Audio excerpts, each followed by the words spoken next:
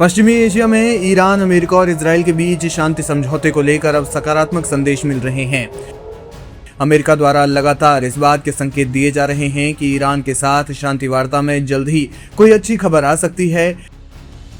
इसी बीच अब तेहरान ने भी इस बात की पुष्टि की है कि जल्द ही होर्मुज स्ट्रेट से गुजरने वाले जहाज युद्ध पूर्व स्थिति में आ सकते हैं। हालांकि तेहरान की तरफ से इसके लिए 30 दिनों की टाइमलाइन दी गई है।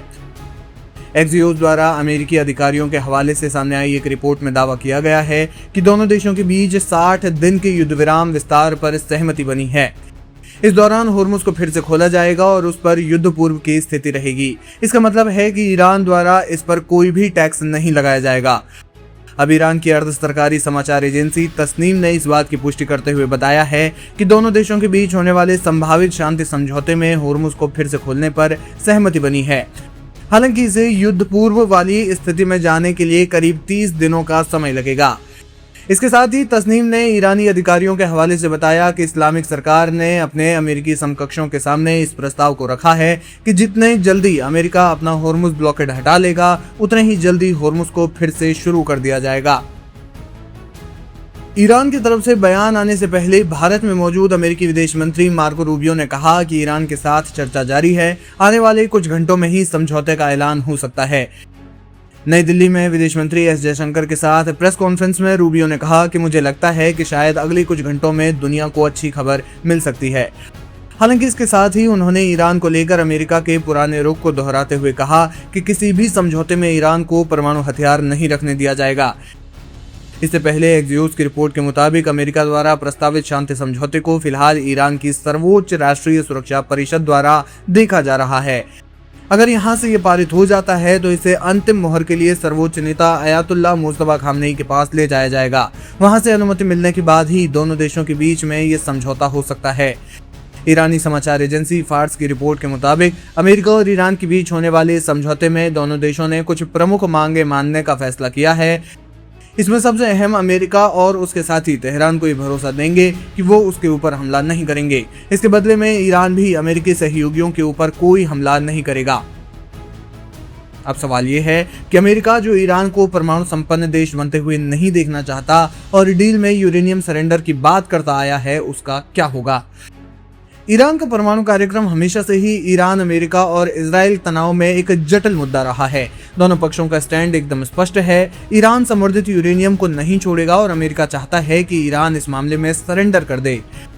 अब न्यूयॉर्क टाइम्स की रिपोर्ट के मुताबिक दोनों पक्ष ईरान के परमाणु कार्यक्रम से जुड़े जटिल मुद्दों पर प्रारंभिक समझौते के बाद ही चर्चा करेंगे। बताया जा रहा है कि समझौते के दौरान 60 दिनों के युद्ध विराम पर भी चर्चा होगी, जिसे आगे बढ़ाया जाता रहेगा।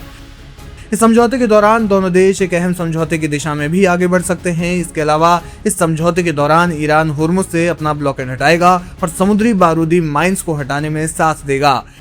इसके अलावा अमेरिका होर्मुज के बाहर से अपनी नाकेबंदी हटाएगा और ईरान को कुछ प्रतिबंधों में छूट दे सकता है ताकि वो तेल बेच सके। वहीं ईरान के संवर्धित यूरेनियम और आगे कभी भी परमाणु हथियार न बनाने को लेकर भी बातचीत जारी है। हालांकि दोनों पक्षों ने ये साफ कर दिया है कि शुरुआती चरण की बातचीत में परमाणु मुद्दे पर कोई भी चर्चा नहीं होगी, क्योंकि इससे पहले इस्लामाबाद में भी जब वार्ता हुई थी तो उस वार्ता के विफल होने के पीछे परमाणु मुद्दा एक बड़ा विषय बताया गया।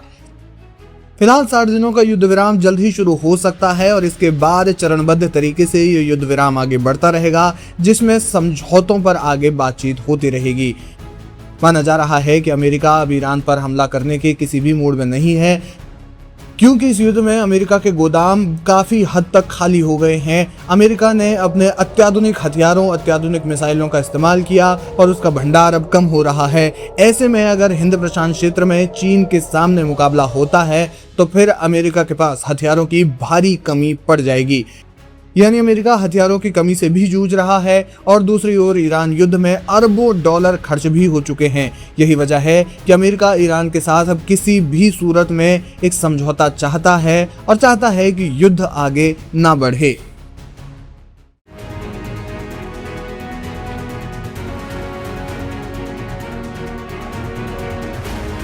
ईरान और अमेरिका के बीच बढ़ते तनाव के बीच एक नाम इस समय पूरी दुनिया में चर्चा का केंद्र बना हुआ है। ये नाम है ब्रिगेडियर जनरल अहमद वाहिदी। वाहिदी इस समय ईरान की सबसे शक्तिशाली सैन्य संस्था Islamic revolutionary guard corps IRGC के मुखिया हैं। वाहिदी ने यह पद तब संभाला जब 28 फरवरी को अमेरिका और इजराइल के हमले में पुराने कमांडर की मौत हो गई। उसी दिन ईरान में युद्ध की शुरुआत हुई थी। वाहिदी सिर्फ ईरान के लिए नहीं बल्कि अंतर्राष्ट्रीय स्तर पर भी मोस्ट वांटेड है। 1994 में अर्जेंटीना की राजधानी ब्यूनस आयर्स में एक यहूदी कम्युनिटी सेंटर पर हुए बम धमाके में 85 लोगों की जान गई थी, जिसके मामले में इंटरपोल उन्हें तलाश कर रहा है। वहीं अमेरिका उन पर पहले से ही प्रतिबंध लगा चुका है। कौन है Ahmad Vahidi? Islamic revolutionary guard corps IRGC के संस्थापक सदस्य, पूर्व कुर्द फोर्स के प्रमुख, 1988 से 1997 तक लंबे समय से सत्ता के प्रभावशाली रणनीतिकार, 1 मार्च 2026 से IRGC के कमांडर इन चीफ। वाहिदी को ईरान के कट्टरपंथी नेतृत्व के मानकों के अनुसार भी अति कट्टरपंथी माना जाता है। 1994 के ब्यूनस आयर्स बम धमाके के मामले में 2007 से इंटरपोल द्वारा वांछित वाहिदी न केवल सैन्य प्रतिक्रियाओं का संचालन करते हैं बल्कि ईरान के वार्ता रुख को भी निर्धारित करते हैं। 2010 में परमाणु और मिसाइल कार्यक्रमों से कथित संबंधों के लिए अमेरिका ने प्रतिबंध लगाए थे।